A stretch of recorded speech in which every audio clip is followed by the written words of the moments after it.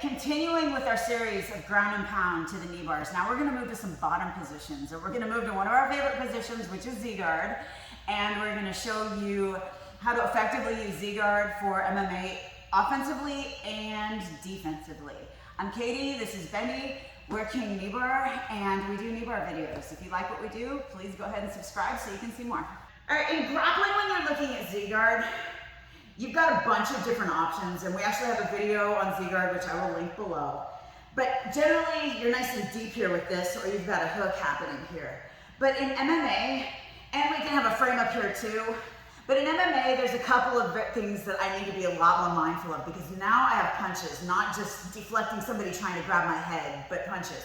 So I want to grab behind his head, almost like a Muay Thai clinch, and I want to keep control of his posture. I also like to move my knee out here. It gives me a little bit more space. And I need to trap this arm here because I don't want to get punched.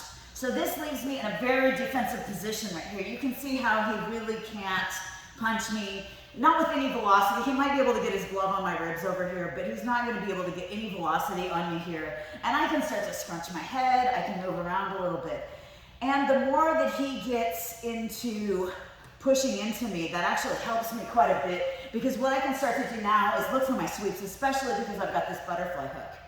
So I'm going to keep his posture broken, and I'm going to move him like this. Now I'm going to trap this and take him over, and when I get here, there's a lot of different ways I can land, but I want to trap this arm if I can do that at all. If I can trap this one too, it's really great. I could potentially finish the fight here, or I can trap his arms, come into my knee cut, scoop back, find my Drysdale, my Benny lock, and finish my knee bar. And again, when I get back on top, or if this doesn't work, I can go back to work, and I will also tag the video where we show a lot of the ground and pound options from this position. Now, when I'm looking to generate a little bit more offense, I'm going to start using this leg for Kazushi. I'm going to start using this leg for Kazushi. I can start pulling his head around, creating space, moving him in and out, and now I'm going to add some strikes. So some options here for elbows and offense are, I can use this arm to throw some elbows, I can throw punches, hammer fists, but I can also switch and throw them here. This is a really powerful elbow right here with my top one right to his head.